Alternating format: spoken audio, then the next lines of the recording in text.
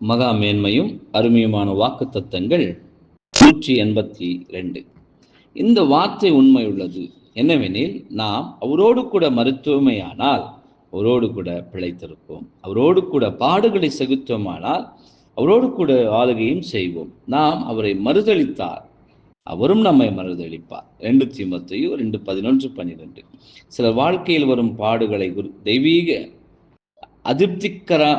அதிருப்திக்கான ஆதாரம் என எண்ணுகின்றனர். மாறாக அவைகள் நம்முடைய குணலட்சணங்களை வலுப்படுத்தவும் மெருகூற்றவும் இவ்வாறாக மகாமேன்மையான மகிமை நாம் அடையும்படிக்கு நம்மில் கிருபை செய்யும்படிக்கு கர்த்தரால் வடிவமைக்கப்பட்டுள்ளது என்று உணர்ந்து கொள்ள தவறிவிடுகின்றனர்.